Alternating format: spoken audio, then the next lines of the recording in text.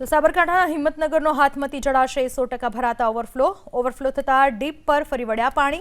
ફતેપુરથી મઉ અને ભિલોડાને જોડતા રસ્તાના ડીપ પર પાણી ફરી વળ્યા છે। વાહન ચાલકો જોખમી રીતે વાહનો પસાર કરી રહ્યા છે। કોઈ મોટી ઘટના સર્જાય તો તેના માટે જવાબદાર કોણ? સૌથી મોટો સવાલ। ફતેપુરથી મઉ અને ભિલોડાને જોડતા રસ્તા ઉપર પાણી ફરી વળ્યા છે। સાબરકાંઠાના હિંમતનગરનો હાથમતી જળાશય જે છલોછલ ભરાઈ ચૂક્યો છે, 100% ભરાઈ ચૂક્યો છે। ઓવરફ્લો થતા ડીપ પર પાણી ફરી વળ્યા છે। ફતેપુરથી મઉ અને ભિલોડાને જોડતા રસ્તા ઉપર આ ડીપના પાણી ફરી વળ્યા છે। વાહન ચાલકોને જોખમી રીતે તેઓ વાહનો પસાર કરી રહ્યા છે। ફતેપુરથી મઉ અને ભિલોડાને જોડતા રસ્તાના ડીપ પર પાણી ફરી વળ્યા છે। વાહન ચાલકો જોખમી રીતે વાહનો પસાર કરી રહ્યા છે। કોઈ મોટી ઘટના સર્જાય તો તેના માટે જવાબદાર કોણ? સૌથી મોટો સવાલ।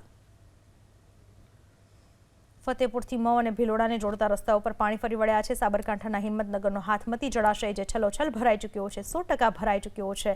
ઓવરફ્લો થતા ડીપ પર પાણી ફરી વળ્યા છે। ફતેપુરથી મઉ અને ભિલોડાને જોડતા રસ્તા ઉપર આ ડીપના પાણી ફરી વળ્યા છે। વાહન ચાલકોને જોખમી રીતે તેઓ વાહનો પસાર કરી રહ્યા છે।